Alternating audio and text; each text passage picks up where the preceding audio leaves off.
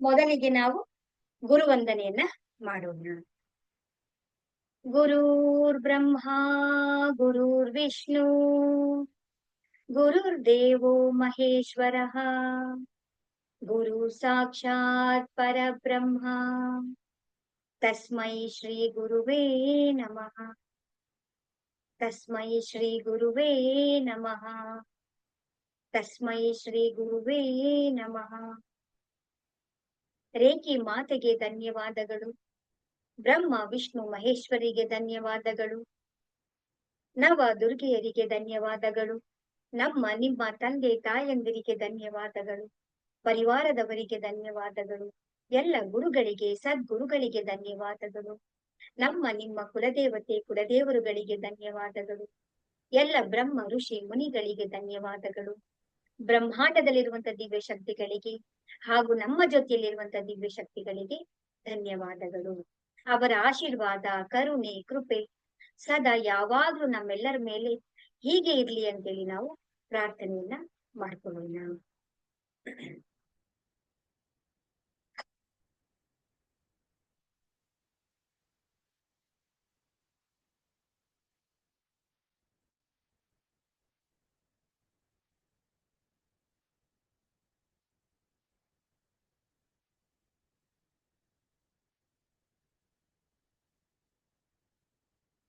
ನಿಮ್ಮೆಲ್ಲರಿಗೂ ಕೂಡ ರೇಖಿ ಆಶೀರ್ವಾದ ಸದಾ ನಿಮ್ಮೆಲ್ಲರ ಮೇಲೆ ಇರ್ಲಿ ಅಂತೇಳಿ ನಾನು ಪ್ರಾರ್ಥನೆಯನ್ನ ಮಾಡ್ಕೊಳ್ತೇನೆ. ನಾವು ಈ ಒಂದು ಪಯಣದಲ್ಲಿ ಏನ್ ಮಾಡ್ಬೇಕು ಅಂತ ಹೇಳಿದ್ರೆ, ನಮ್ಮ ಒಳಗೆ ನನ್ನ ಸ್ವರೂಪ ಏನು ಅನ್ನೋದನ್ನ ನಾವು ತಿಳ್ಕೊಬೇಕಾಗುತ್ತೆ. ನಾವೇನ್ ಮಾಡ್ತಾ ಇದ್ದೀವಿ, ನಮ್ಮ ಈ ಒಂದು ಚರ್ಮ ಚಕ್ಷು ಅಂತ ಹೇಳ್ತೀವಿ, ನಮಗೆ ಕಾಣಿಸ್ತಾ ಇರುವಂತ ಈ ಎರಡು ಕಣ್ಗಳಿಂದ ನಾವೇನ್ ಮಾಡ್ತಾ ಇದ್ದೀವಿ, ಹೊರಗಡೆ ಅವ್ರೇನ್ ಮಾಡ್ತಾ ಇದ್ದಾರೆ, ಇವ್ರೇನ್ ಮಾಡ್ತಾ ಇದ್ದಾರೆ, ಅಕ್ಕ ನಮ್ ತಾಯಿ ಏನ್ ಮಾಡ್ತಿದ್ದಾರೆ, ನಮ್ಮ ಮಕ್ಳು ಏನ್ ಮಾಡ್ತಾ ಇದ್ದಾರೆ, ಅವ್ರ ಏನ್ ಅಂತಿದ್ದಾರೆ, ಈ ನಮ್ ಸುತ್ತ ಮುತ್ತ ಅಕ್ಕ ಪಕ್ಕ ಎಲ್ಲರೂ ಕೂಡ ಏನ್ ಮಾಡ್ತಾ ಇದ್ದಾರೆ ಅಂತ ನಾವು ನೋಡ್ತಾ ಇದ್ದೀವಿ. ಅವ್ರ ಬಗ್ಗೆ ನಾವು ವಿಮರ್ಶೆಗಳನ್ನ ಮಾಡ್ತಾ ಇದ್ದೀವಿ. ಹೌದಲ್ವಾ? ಸರಿ ಯಾವುದು, ತಪ್ಪು ಯಾವುದು, ಇದು ಮಾಡ್ಬೇಕಾ, ಅದ್ ಮಾಡಿದ್ದಾರೆ, ಹಾಗ್ ಮಾಡ್ತಾ ಇದ್ದಾರೆ, ಇದು ಸರಿ ಇಲ್ಲ, ಇದು ಸರಿ, ಅದು ತಪ್ಪು ಅಂತೇಳಿ ನಾವು ವಿಶ್ಲೇಷಣೆಗಳನ್ನ ನಾವು ಮಾಡ್ತಾ ಬರ್ತಾ ಇದ್ದೀವಿ. ಆದ್ರೆ ಮಾಡ್ಬೇಕಾಗಿರುವಂತದ್ದೇನು, ಫಸ್ಟ್ ನನ್ನೊಳಗಡೆ ಇರುವಂತದ್ದು ನಾವು ನೋಡ್ಕೊಳ್ಬೇಕಲ್ವಾ. ನಾನ್ ಯಾರು, ನನ್ನ ಒಳಗಡೆ ಏನಿದೆ, ನನ್ನ ಅಂತರಂಗದ ಹೊರಗಡೆ ಅಂತರಂಗದ ಯಾತ್ರೆ ಅಂತೇಳಿ ಕರೀತಾರೆ.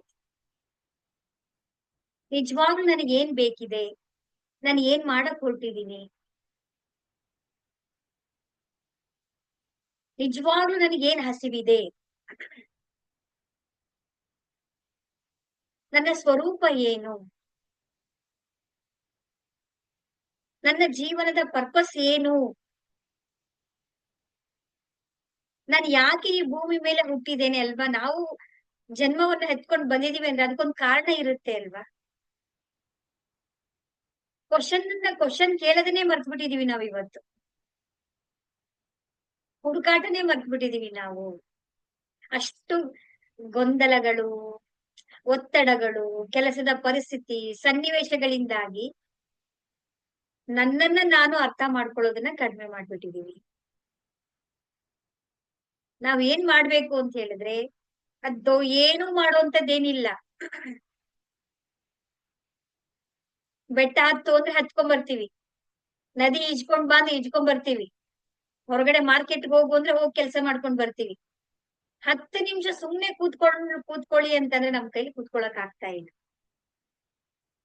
ಬೇರೆ ಏನು ಕೆಲ್ಸ ಇಲ್ಲ, 10 ನಿಮಿಷ ಸುಮ್ನೆ ನಾವು ಕೂತ್ಕೋಬೇಕಷ್ಟೇ.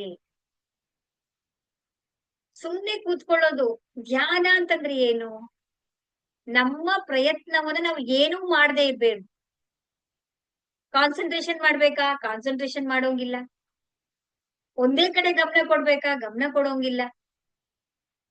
ಧ್ಯಾನ ಅಂದ್ರೆ ಏನು, ನಮ್ಮ ಗಮನವನ್ನ ನಾವು ಕೊಡಬಾರ್ದು. ತನಗೆ ತಾನೇ ಅದು ಘಟಿಸುತ್ತಾ ಹೋಗುತ್ತೆ, ತನಗೆ ತಾನೇ ಅದು ಘಟಿಸುತ್ತೆ, ಅನುಭವಗಳು ನಿಮ್ಗೆ ಆಗ್ತಾ ಬರುತ್ತೆ. ನಾವು ನಿಮ್ಗೆ ಎಲ್ಲಾನು ಕೂಡ ಎಕ್ಸ್ಪ್ಲನೇಷನ್ ಮಾಡೋದಿಕ್ಕೆ ಆಗಲ್ಲ. ಹೌದಲ್ವಾ? ಕರೆಂಟ್ ಹೇಗಿರುತ್ತೆ, ಅದ್ರ ಶಕ್ತಿ ಹೇಗಿರುತ್ತೆ, ಯಾರದನ್ನ ಓಡಿಸ್ಕೊಂಡಿರ್ತಾರಲ್ಲ ಕರೆಂಟ್ ಮುಟ್ಟಿ ಅವ್ರಿಗೆ ಗೊತ್ತಿರುತ್ತೆ. ಹೌದಲ್ವಾ? ಅದೆಷ್ಟು ಶಕ್ತಿಯುತವಾಗಿ ಬೆಂಕಿನ ಯಾರು ಟಚ್ ಮಾಡ್ತಾರೋ ಅವ್ರಿಗೆ ಅದು ಮುಟ್ಟಿದವ್ರಿಗೆ ಗೊತ್ತಿರುತ್ತೆ, ಅದು ಸುಡುತ್ತೆ, ಅದು ಗಾಯ ಆಗುತ್ತೆ ಅಂತ ಅನುಭವವನ್ನ ನಾವು ಪಡ್ಕೊಳ್ಬೇಕು, ಅನುಭವಿಸ್ಬೇಕು ಅಷ್ಟೇ ನಾವು. ಆ ಒಂದು ಅನುಭವಿಸೋದಿಕ್ಕೆ ನಾವು ನಿಮ್ಗೆ ಹೇಳೋದು ಏನು ಅಂತ ಹೇಳಿದ್ರೆ, ನೀವು ಧ್ಯಾನ ಮಾಡಿ. ಎಲ್ಲಾ ಪ್ರಶ್ನೆಗಳಿಗೂ ಎಲ್ಲದಕ್ಕೂ ಉತ್ತರ ಎಲ್ಲಿ ಸಿಗುತ್ತೆ ನಮ್ಗೆ ಅಂದ್ರೆ ಧ್ಯಾನದಲ್ಲಿ ನಮ್ಗೆ ಸಿಗುತ್ತೆ. ನಾವ್ ಏನೂ ಮಾಡೋದಿಲ್ಲ, ಸುಮ್ನೆ ಕಣ್ಣು ಮುಚ್ಚಿ ನಾವು ಕೂತ್ಕೊಳ್ಬೇಕಾಗತ್ತೆ. ಅವಾಗ ಏನಾಗುತ್ತೆ, ಕಣ್ಣು ಮುಚ್ಚಿದಾಗ ಫಸ್ಟ್ ನಮ್ಗೆ ಆಲೋಚನೆಗಳು ಬರೋಕೆ ಪ್ರಾರಂಭ ಆಗತ್ತೆ. ಹೌದಲ್ವಾ? ಎಲ್ಲ ಭೂತ ಕಾಲದ್ದು, ಭವಿಷ್ಯತ್ ಕಾಲದ್ದು, ಏನೆಲ್ಲ ಘಟನೆಗಳಿದೆಯೋ, ಏನೆಲ್ಲ ಸನ್ನಿವೇಶಗಳು, ಪರಿಸ್ಥಿತಿಗಳು ಏನೆಲ್ಲ ಇರುತ್ತಲ್ಲ, ಎಲ್ಲ ಒಟ್ಟಿಗೆ ನಮ್ಮ ಮೇಲೆ ಮುಗಿ ಬೀಳುತ್ತೆ. ಆದ್ರೆ ನಾವೇನ್ ಮಾಡ್ಬೇಕು ಅಂತ ಹೇಳಿದ್ರೆ ಹಠವನ್ನ ಇಡ್ಕೋಬೇಕು. ಒಂದ್ ಆಗ್ಬಿಡುತ್ತಾ, ಅದಕ್ ಲಿಮಿಟೇಷನ್ ಇದೆಯಾ, 10 ದಿನದಲ್ಲಾಗುತ್ತಾ, 1 ತಿಂಗಳಲ್ಲಿ ಆಗ್ಬಿಡುತ್ತಾ? ನೀವು ಕೇಳ್ತಾ ಇರ್ತಾರೆ, ಮೇಡಮ್ ಎಷ್ಟ್ ದಿನದಲ್ಲಿ ನಾವು ಧ್ಯಾನ ಕಲ್ತ್ಕೊಂಡ್ಬಿಡ್ಬೋದು, ಯಾವಾಗ ನನ್ಗೆ ಅನುಭವ ಆಗತ್ತೆ, ಅದಕ್ ಸಮಯ ಇದೆಯಾ? ಅದಕ್ಕೆ ಸಮಯ ಅನ್ನೋದು ಇರಲ್ಲ. ಇದು ಒಂದು ನಿರಂತರವಾದಂತ ಯಾತ್ರೆ. ಈಗ ನಾವು ಒಂದು ದಿನ ಊಟ ಮಾಡ್ಬಿಟ್ರೆ ಸಾಕಾ? ಹ್ಮ್ ಪ್ರತಿದಿನ ನಾವೇನ್ ಮಾಡ್ಬೇಕು, ಶರೀರಕ್ಕೆ ನಾವೇನ್ ಮಾಡ್ಬೇಕು, ಭೋಜನವನ್ನ ನಾವು ಕೊಡ್ಬೇಕು. ಹಾಗೆ ಧ್ಯಾನವನ್ನು ಕೂಡ ನಾವೇನ್ ಮಾಡ್ಬೇಕು, ಪ್ರತಿ ದಿನವೂ ಕೂಡ ನಾವು ಪ್ರಾಕ್ಟೀಸ್ ಮಾಡ್ಬೇಕು. ಸ್ಟಾರ್ಟಿಂಗ್ ಹೇಗಾಗತ್ತೆ, ಸ್ಟಾರ್ಟಿಂಗ್ ಅಲ್ಲಿ ಏನ್ ಗೊತ್ತಾ, 5 ನಿಮಿಷ ಆಗುತ್ತಾ ಮಾಡಿ, 2 ನಿಮಿಷ ಆಗುತ್ತಾ ಕೂತ್ಕೊಳ್ಳಿ, 10 ನಿಮಿಷ ಆಗುತ್ತಾ ಕೂತ್ಕೊಳ್ಳಿ. ದಟ್ ಇಸ್ ದ ಗ್ರೇಟ್ ಅಂತ ಹೇಳ್ಬೋದು. ನೀವು 5 ನಿಮಿಷ ಕೂತ್ಕೊಳ್ತೀರಲ್ಲ, ಅದು ಅದ್ಭುತವಾದಂತ ಧ್ಯಾನ. ನಾವೇನ್ ಅನ್ಕೊಳ್ತೀವಿ ಗೊತ್ತಾ, ಅರ್ಧ ಗಂಟೆ ಕೂತ್ಕೋಬೇಕು, 1 ಅವರ್ ಮಾಡ್ಬೇಕು ನಾನು ಅಂತ ಅನ್ಕೊಳ್ತೀವಿ ನಾವು. ಮಾಡ್ಬೇಡಿ. ನಿಮ್ ಕೈಲಿ ಎಷ್ಟು ಸಾಧ್ಯ ಆಗುತ್ತೋ ಕೂತ್ಕೊಳ್ಳಿ. ನಿನ್ನ ಒಳಗಡೆ ಏನಿದೆ, ನಿನ್ನ ಸ್ವರೂಪ ಏನು ಅಂತ ನೀವು ನೋಡ್ಕೊಳ್ತಾ ಬನ್ನಿ. ಇದನ್ನ ನಾವು ಧ್ಯಾನ ಅಂತೇಳಿ ನಾವು ಕರಿತೀವಿ. ಆಗ ನಿಮ್ಗೆ ಗೊತ್ತಾಗ್ತಾ ಬರುತ್ತೆ. ಈಗ ಆಲೋಚನೆಗಳು ಅಂದಾಗ ಏನ್ ಅನ್ಕೊಳ್ತೀವಿ ನಾವು, ಬೈಫರ್ಫಿಕೇಶನ್ ಮಾಡ್ಕೊಂಡ್ಬಿಡ್ತೀವಿ ನಾವು. ಇದು ಕೆಟ್ಟ ಆಲೋಚನೆ, ಸರಿಯಾದಂತ ಆಲೋಚನೆ, ಇದು ನೆಗೆಟಿವ್, ಇದು ಪಾಸಿಟಿವ್, ಇದು ಮಾತ್ರ ಬರ್ಬೇಕು, ಇದು ಮಾತ್ರ ಬರಬಾರ್ದು. ಆಲೋಚನೆಗಳು ಅಂದ್ರೆ ಆಲೋಚನೆಗಳಷ್ಟೇ, ಅದ್ರಲ್ಲಿ ಪಾಸಿಟಿವ್ ನೆಗೆಟಿವ್ ಏನು ಇರಲ್ಲ. ನಿಮ್ಮ ಒಳಗಡೆ ಏನಿದೆಯೋ ಅದೇನ್ ತಾನೇ ಬರೋದು. ಜಸ್ಟ್ ಅದನ್ನ ನಾವ್ ಏನ್ ಮಾಡ್ಬೇಕು ಅಂದ್ರೆ ನೋಡ್ತಾ ಬರ್ಬೇಕು. ಹೇಗೆ ಗೊತ್ತಾ, ಅದಕ್ಕೊಂದು ಎಕ್ಸಾಂಪಲ್ ಇದೆ. ಈಗ ನಿಮ್ ಮನೆಗೆ ಇರ್ತೀರಾ, ಮನೇಲಿ ಕೂತ್ಕೊಂಡಿರ್ತೀರಾ, ಗೆಸ್ಟ್ ಬರ್ತಾರೆ ಒಬ್ರು. ಬಂದಾಗ ನೀವೇನ್ ಮಾಡ್ತೀರಾ, ಅವ್ರ ಜೊತೆ ನೀವು ಮಾತಾಡಲ್ಲ. ಆದ್ರೆ ಬರ್ತಾರೆ, ಸೋಫಾ ಮೇಲೆ ಕೂತ್ಕೊಳ್ತಾರೆ, ನೋಡ್ತಾರೆ. ನಿಮ್ ಪಾಡಿಗೆ ನೀವು ಕೆಲಸ ಮಾಡ್ತಾ ಇರ್ತೀರಾ, ಅಡಿಗೆ ಮನೆಗೆ ಹೋಗ್ತೀರಾ, ನಿಮ್ ಕೆಲಸ ಏನಿದೆಯೋ ಅದನ್ನ ನಿಮ್ ಪಾಡಿಗೆ ನೀವು ಮಾಡ್ಕೊಳ್ತಾ ಇರ್ತೀರಾ, ಅವ್ರ ಜೊತೆ ಮಾತಾಡಲ್ಲ ನೀವು. ಆಗ ಏನ್ ಮಾಡ್ತಾರೆ ಅವರು, 1 ನಿಮಿಷ ನೋಡ್ತಾರೆ, 2 ನಿಮಿಷ ನೋಡ್ತಾರೆ, ವಾಪಸ್ ಎದ್ದೊಟ್ಟು ಹೋಗ್ತಾರೆ. ಅವ್ರು ಮಾತಾಡಲ್ಲ ನಿಮ್ ಜೊತೆಗೆ, ಬೇಸರ ಮಾಡ್ಕೊಂಡು ಹೊರಟೋಗ್ತಾರೆ. ಪುನಃ ನಾಳೆ ಬರ್ತಾರೆ ನೋಡೋಣ ಅಂತೇಳಿ, ತುಂಬಾ ಪ್ರೀತಿ ಇದ್ರೆ ನಾಳೆ ಬರ್ತಾರೆ. ನೀವು ನಾಳೆನೂ ಹಾಗೆ ಮಾಡ್ತೀರಾ. ಇವತ್ತು 1 ನಿಮಿಷಕ್ಕೆ ವಾಪಸ್ ಹೊರಟೋಗ್ತಾರೆ ಅವ್ರು, ನಾಳಿದ್ದು ಪುನಃ ಬರ್ತಾರೆ. ನೀವು ಸೇಮ್ ಅದೇ ರಿಪೀಟ್ ಮಾಡ್ತೀರಾ. ನೀವು ಮಾತಾಡಕ್ಕೆ ಹೋಗಲ್ಲ ಅವ್ರ ಹತ್ರ, ನಿಮ್ ಕೆಲಸದಲ್ಲಿ ನೀವು ಬ್ಯುಸಿ ಆಗ್ತೀರಾ. ಅವ್ರೇನ್ ಮಾಡ್ತಾರೆ, ಅವರು ವಾಪಸ್ ಹೊರಟೋಗ್ತಾರೆ.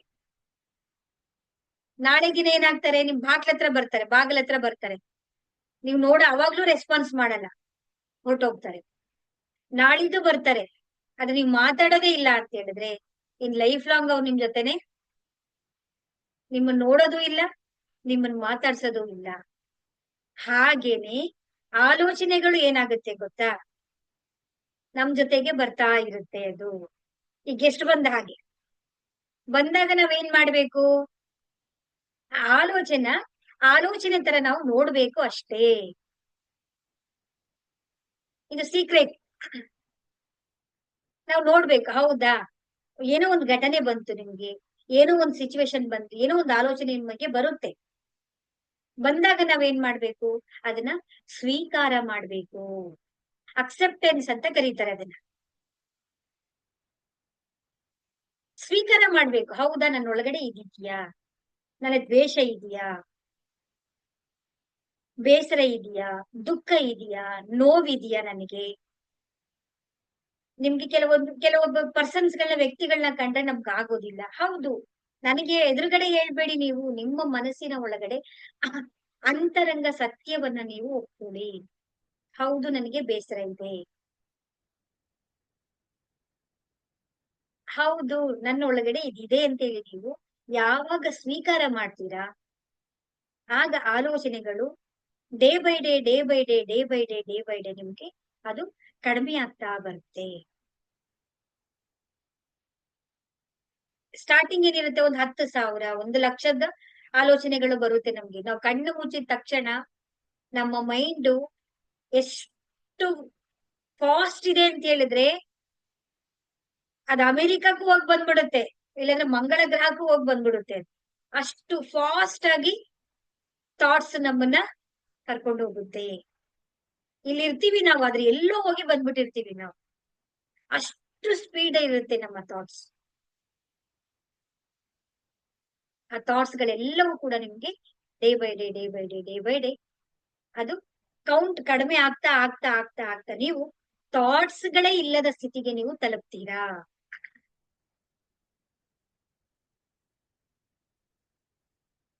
ಆಗ ನಾವ್ ಏನ್ ಅನ್ಕೊಳ್ತೀವಲ್ವಾ, ಅದೆಲ್ಲವೂ ಕೂಡ ನಿಮ್ಗೆ ನಿಮ್ಗೆ ಪರಿವರ್ತನೆ ನಿಮ್ಮಲ್ಲೇ. ನೀವು ಡೇಟ್ ಬರ್ದು ಇಟ್ಕೊಳ್ಳಿ ಬೇಕಾದ್ರೆ, ನೀವು ನಾನು ಈ ಡೇಟ್ ಇಂದ ನಾನು ರೇಖಿ ಕಲಿಯೋದಿಕ್ಕೆ ಪ್ರಾರಂಭ ಮಾಡಿದ್ದೀನಿ, ರೇಖಿ ಲೆವೆಲ್ 1, 2 ನಾನು ಸ್ಟಾರ್ಟ್ ಮಾಡಿದೀನಿ ಅಂತ ನೀವು ಡೇಟ್ ಬರ್ದು ಇಟ್ಕೊಳ್ಳಿ. ಆಫ್ಟರ್ 6 and 7 months ನೀವು ನಿಮ್ಮನ್ನೇ ನೀವು ಚೆಕ್ ಮಾಡ್ಕೊಳ್ಳಿ. ನಿರಂತರವಾಗಿ ನೀವು ಮಾಡಿದ್ರೆ ಮಾತ್ರ ನನ್ನಲ್ಲಿ ಏನ್ ಪರಿವರ್ತನೆ ಆಗಿದೆ ಅಂತಂದ್ರೆ ಅದು ನಿಮ್ಗೆ ಗೊತ್ತಾಗುತ್ತೆ. ನಿಮ್ಗೆ ಹಾಗೆ ಆ ಧ್ಯಾನದಲ್ಲಿ ನೀವ್ ಏನಾಗ್ತೀರಾ ಅಂತ ಹೇಳಿದ್ರೆ, ಒಂದೊಂದು ಒಂದೊಂದು ಹಂತಗಳನ್ನ ನೀವು ತಲುಪ್ತಾ ಹೋಗ್ತೀರಾ.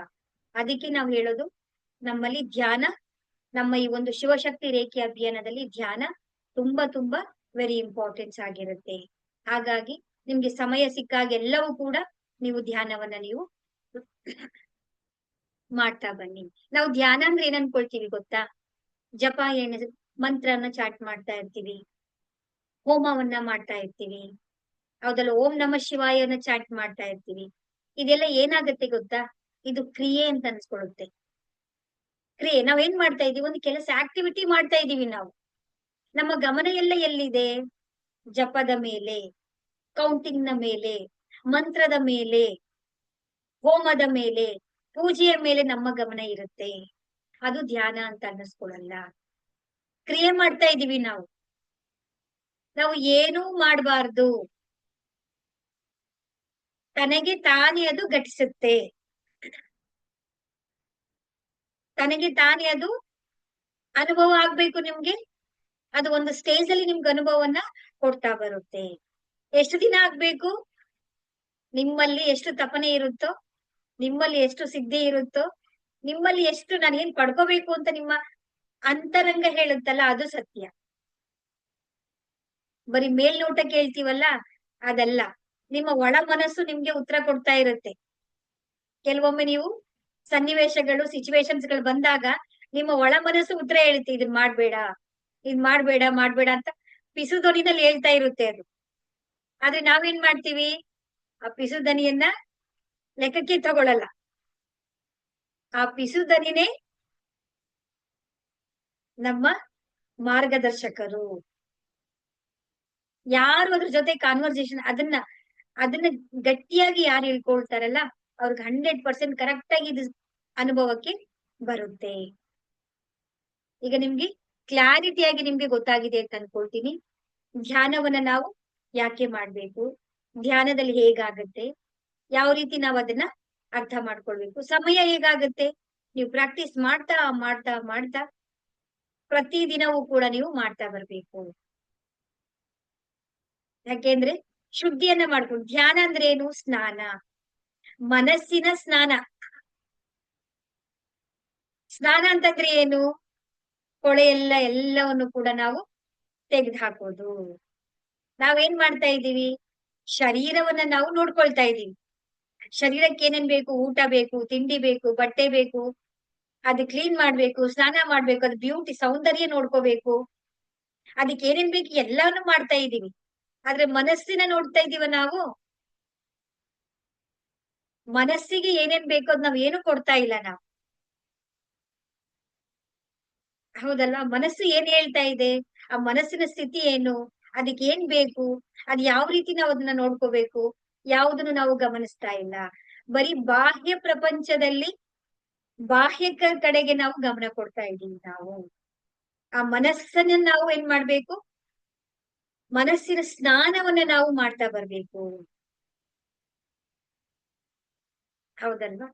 ಆ ಮನಸ್ಸಿನ ಸ್ನಾನವನ್ನ ನಾವು ಮಾಡ್ತಾ ಬಂತು ಅಂತ ಹೇಳಿದಾಗ ನಮಗೆ ಒಂದು ಕ್ಲಾರಿಟಿ, ಸ್ಪಷ್ಟತೆ ನಮ್ಗೆ ಗೊತ್ತಾಗ್ತಾ ಬರುತ್ತೆ. ಸೊ ಈ ಮನಸ್ಸನ್ನ ನಾವು ನೋಡ್ಕೋಬೇಕು, ಮನಸ್ಸನ್ನ ನಾವು ಕಂಟ್ರೋಲ್ ಮಾಡ್ಕೊಳ್ಬೇಕು ಅಂದ್ರೆ ನಾವೇನ್ ಮಾಡ್ಬೇಕು? ನಾವು ಮುಖ್ಯವಾಗಿ ನಾವೇನ್ ಮಾಡ್ಬೇಕು ಅಂದ್ರೆ 5 ವಿಚಾರಗಳನ್ನ ನಾವು ನೆನ್ಪಿಟ್ಕೊಳ್ಬೇಕು. ನಾವು ನಮ್ಮ ಮನಸ್ಸನ್ನ ನಾವು ನೋಡ್ಕೊಳ್ಬೇಕು ಅಂತ ಹೇಳಿ. ಅದ್ ಏನ್ 5 ವಿಚಾರಗಳು ಅಂತ ಹೇಳ್ತು ಅಂತ ಹೇಳಿದ್ರೆ, ಯಾವ 5 ವಿಚಾರಗಳನ್ನ ನಾವು ಗಮನಿಸ್ಬೇಕು ನಮ್ಮ ಮನಸ್ಸಿನಲ್ಲಿ ಅಂತ ಹೇಳಿದ್ರೆ, ನಾವ್ ಏನ್ ಮಾಡ್ತಾ ಇದೀವಿ ಅಂತ ಹೇಳಿದ್ರೆ, ನಾವು ಕೇಳಿಸ್ಕೊಳ್ತಾ ಇದೀವಲ್ವಾ, ಯಾವ ಯಾವ ಮಾಧ್ಯಮಗಳಿಂದ ನಾವು ಕೇಳಿಸ್ಕೊಳ್ತಾ ಇದೀವಿ ನೋಡಿ. ನಾವ್ ಯಾವ್ದನ್ನ ನಾವು ಪಾಸಿಟಿವ್ ನ ಕೇಳಿಸ್ಕೊಳ್ತಾ ಇದೀವ, ನೆಗೆಟಿವ್ ನ ಕೇಳಿಸ್ಕೊಳ್ತಾ ಇದೀವ? ಈಗ ನಾವು ಟಿವಿ ನೋಡ್ತಾ ಇದೀವಿ, ಕೇಳಿಸ್ಕೊಳ್ತಾ ಇದೀವಿ, ಏನ್ ಕೇಳಿಸ್ಕೊಳ್ತಾ ಇದೀವಿ? ಮೊಬೈಲ್ ನೋಡ್ತಾ ಇದೀವಿ, ಏನ್ ಕೇಳಿಸ್ಕೊಳ್ತಾ ಇದೀವಿ? ಹೌದಲ್ವಾ? ಎಷ್ಟು ನಾವು ಪಾಸಿಟಿವ್ ಅಂತೀವನ್ನ ನಾವು ಕೇಳಿಸ್ಕೊಳ್ತಾ ಇದೀವಿ. ತುಂಬಾ ಇಂಪಾರ್ಟೆನ್ಸ್ ಆಗತ್ತೆ ಒಂದು ಕೇಳಿಸ್ಕೊಳ್ಳೋದು ಅಂತ ಹೇಳಿದ್ರೆ. ಏನ್ ಕೇಳ್ತಾ ಇದೀವಿ ನಾವು? ಬೇಡದೇ ಇರುವಂತ ವಿಷಯಗಳೆಲ್ಲವನ್ನು ಕೇಳ್ತಾ ಇದೀವಿ ನಾವು. ಬೇಕಾಗಿ ನಮ್ಮ ಮನಸ್ಸಿಗೆ ಏನ್ ಬೇಕು ಅದನ್ನ ನಾವು ಕೇಳಿಸ್ಕೊಳ್ತಾ ಇಲ್ಲ ನಾವು. ನನ್ನ ಗುರಿ ಏನು, ನಾನು ಏನ್ ಮಾಡಕ್ ಹೊರಟಿದೀನಿ, ನನ್ಗೇನ್ ಬೇಕು, ಕ್ಲಾರಿಟಿ ಇಲ್ಲ ನಮಗೆ. ಸೆಕೆಂಡ್ ಒನ್ ಏನು ಅಂತೇಳಿ ಓದೋದು. ಏನ್ ಓದ್ತಾ ಇದೀವಿ ನಾವು? ನನಗೆ ಏನ್ ಬೇಕು ಅದಕ್ಕೆ ಸಪೋರ್ಟಿವಿಟಿ ಆಗಿ ನಾನು ಏನ್ ಓದ್ತಾ ಇದೀವಿ ನಾವು? ಅಂದ್ರೆ ನಾಲೆಡ್ಜ್ ಗಳಾಗಿರ್ಬೋದು, ವಿಷಯ ಸಂಗ್ರಹಣೆಗಳಾಗಿರ್ಬೋದು, ನಾವ್ ಏನ್ ಓದ್ತಾ ಇದೀವಿ ನಾವು? ಬೇಡದಿರೋದೆಲ್ಲ ಓದ್ತಾ ಇದೀವಲ್ಲ ನಾವು. ಇವತ್ತು ಯೂಟ್ಯೂಬ್ ಇದೆ, ನೆಟ್ ಇದೆ, ಜಿಬಿಗಳಿದೆ, ಇಡೀ ಪ್ರಪಂಚ ನಮ್ಮ ಅಂಗೈಯಲ್ಲಿದೆ. ಅದ್ರ ನಾವ್ ಏನಕ್ಕೆ ಯೂಸ್ ಮಾಡ್ಕೊಳ್ತಾ ಇದೀವಿ? ಹೌದಲ್ವಾ? ಬೇಡ್ದಿರೋದು ಎಲ್ಲಾನು ಇನ್ಫಾರ್ಮೇಶನ್ಸ್ ಗಳನ್ನ ಓದ್ತಾ ಇದೀವಲ್ಲ ನಾವು. ಅದೆಲ್ಲ ಎಲ್ಲಿ ರೆಕಾರ್ಡ್ ಆಗ್ತಾ ಇದೆ? ಇಲ್ಲಿ ರೆಕಾರ್ಡ್ ಆಗ್ತಾ ಇದೆ. ನಿಮಗೆ ಗೊತ್ತಿಲ್ಲದ ಹಾಗೆ ಎಲ್ಲವೂ ಇಲ್ಲಿ ರೆಕಾರ್ಡ್ ಆಗ್ತಾ ಇದೆ. ನಮ್ಮ ಮೈಂಡ್ ಅಲ್ಲಿ ರೆಕಾರ್ಡ್ ಆಗ್ತಾ ಇದೆ. ಎಲ್ಲ ಎಂಟ್ರಿ, ಡಾಟಾ ಎಂಟ್ರಿ ಅಂತೀವಲ್ಲ ನಾವು, ಹಾಗೆ ಎಲ್ಲವೂ ಕೂಡ ಒಳಗಡೆ ಎಂಟ್ರಿ ಆಗ್ತಾ ಇದೆ. ಥರ್ಡ್ ಒನ್ ಏನು? ನೋಡೋದು. ನಾವು ಏನ್ ನೋಡ್ತಾ ಇದೀವಿ ನಾವು? ಟಿವಿಗಳಲ್ಲಿ ಏನ್ ನೋಡ್ತಾ ಇದೀವಿ, ಸೀರಿಯಲ್ಗಳಲ್ಲಿ ಏನ್ ನೋಡ್ತಾ ಇದೀವಿ, ವಾಟ್ಸಪ್ ಗಳಲ್ಲಿ ಏನ್ ನೋಡ್ತಾ ಇದೀವಿ, ಸ್ಟೇಟಸ್ ಗಳಲ್ಲಿ ಏನ್ ನೋಡ್ತಾ ಇದೀವಿ, ರೀಲ್ಸ್ ಗಳಲ್ಲಿ ಏನ್ ನೋಡ್ತಾ ಇದೀವಿ ನಾವು? ಹೌದಲ್ವಾ? ನಮಗ್ ಏನ್ ಬೇಕಿಲ್ಲ, ಸುಮ್ನೆ ತಳ್ಕೊಂಡ್ ಹೋಗ್ತಾ ಇದೀವಿ. ಅದ್ ಎಲ್ಲಿ ಕರ್ಕೊಂಡು ಹೋಗುತ್ತೋ ಅಲ್ಲಿಗೆ ಹೋಗ್ತಾ ಇದೀವಿ ನಾವು. ನಮಗೇನ್ ಬೇಕು ಅಲ್ಲಿಗೆ ಹೋಗ್ತಾ ಇಲ್ಲ ನಾವು. ಅದು ಎಲ್ಲಿ ಕರ್ಕೊಂಡು ಹೋಗುತ್ತೋ ಅಲ್ಲಿಗೆ ಹೋಗ್ತಾ ಇದೀವಿ ನಾವು. ಟಚ್ ಸ್ಕ್ರೀನ್ ತಳ್ತಾ ಇರು, ನೋಡ್ತಾ ಇರು, ರೀಲ್ಸ್ ನೋಡ್ತಾ ಇರು, ಸ್ಟೇಟಸ್ ನೋಡ್ತಾ ಇರು. ಸುಮ್ನೆ ನಾವ್ ಏನ್ ಬೇಕದನ್ನ ಬೇಡದಿರೋದೆಲ್ಲವನ್ನು ಕೂಡ ನಾವು ನಮ್ಮ ಮೈಂಡಿಗೆ ನಾವು ತುಂಬ್ತಾ ಇದೀವಿ. ನಾವು ಕಸಗಳನ್ನ ತುಂಬ್ತಾ ಇದೀವಿ. ನಾವು ನಮ್ಮ ಮೈಂಡು ಡಸ್ಟ್ಬಿನ್ ಆಗಿದೆ. ನೆಕ್ಸ್ಟ್ ಏನು ಅಂದ್ರೆ ನಾವು ತಿನ್ನೋದು. ಏನ್ ತಿಂತಾ ಇದೀವಿ ಹೇಳಿ ನಾವು? ನಮ್ಮ ಊಟ ಹೇಗಿದೆ? ಹ ಅಲ್ವಾ?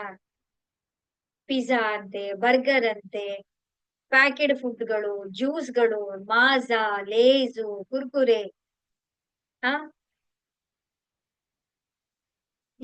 ಬಾಳೆಹಣ್ಣು ತಿಂತಾ ಇದೀವ ನಾವು? ಸೌತೆಕಾಯಿ ತಿಂತಾ ಇದೀವ? ಸಲಾಡ್ ತಿಂತಾ ಇದೀವ? ಮಕ್ಕಳಿಗೂ ನಾವು ಮಾಜಾ ಕೊಡ್ತಾ ಇದೀವಿ, ಪೆಪ್ಸಿ ಕೊಡ್ತಾ ಇದೀವಿ, ಕೋಕಾ ಕೋಲಾ ಕೊಡ್ತಾ ಇದೀವಿ. ಊಟದ ಜೊತೆಗೆ ಸ್ವಲ್ಪ ಗಮನಿಸಿ, ಊಟ ಬಿಸಿ ಇರುತ್ತೆ, ಪೆಪ್ಸಿ ಕೋಕಾ ಕೋಲಾ ಕೋಲ್ಡ್ ಇರುತ್ತೆ.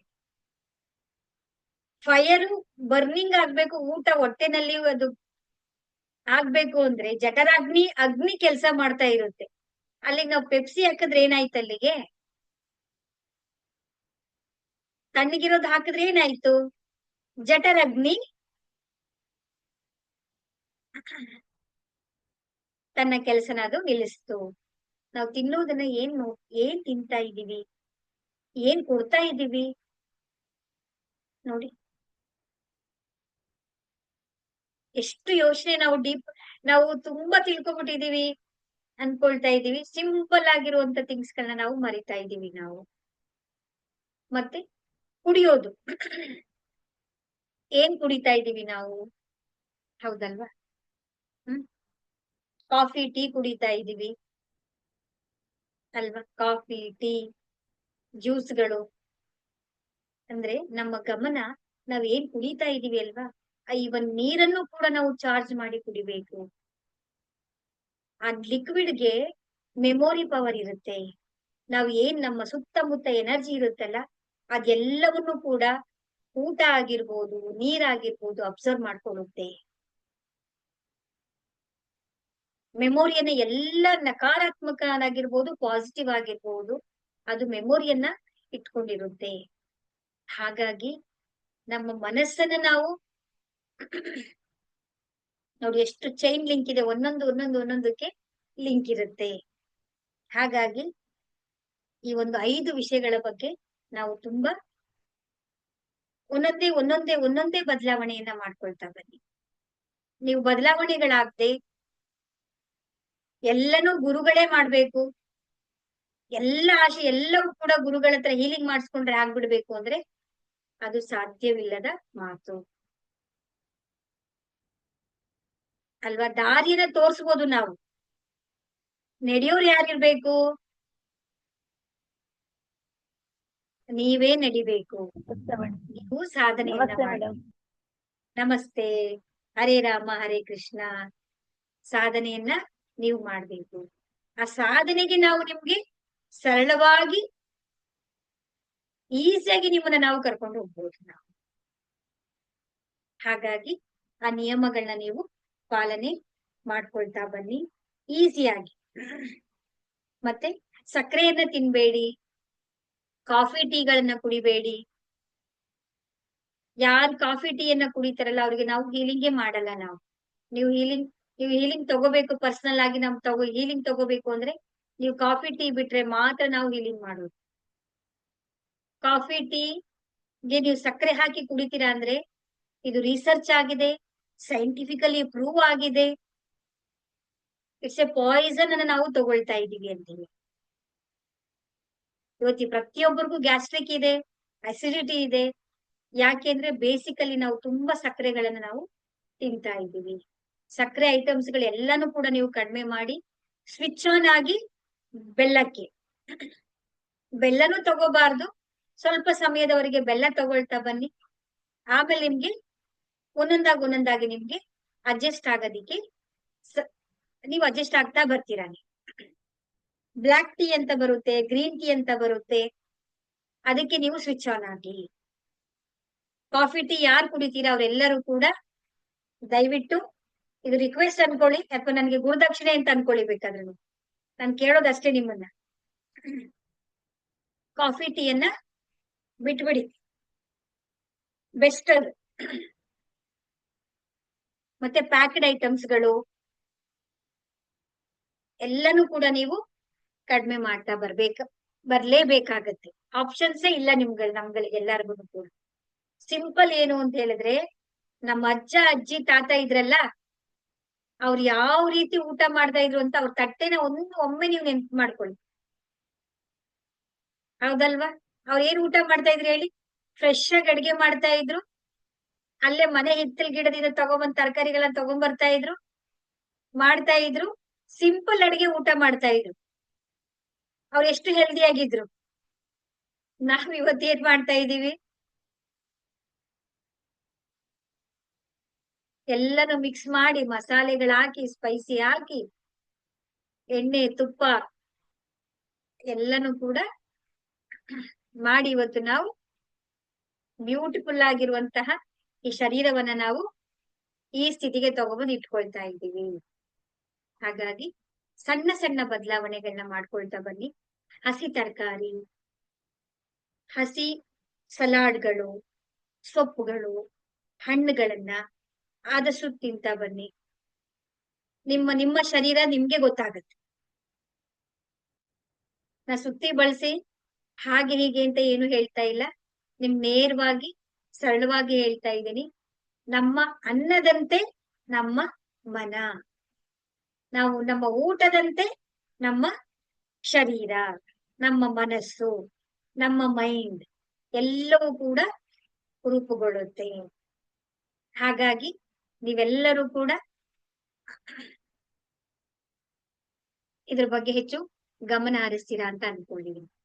ಇದ್ರಲ್ಲಿ ಏನಾದ್ರು ಡೌಟ್ಸ್ ಇದೆಯಾ ನಿಮ್ಗೆ?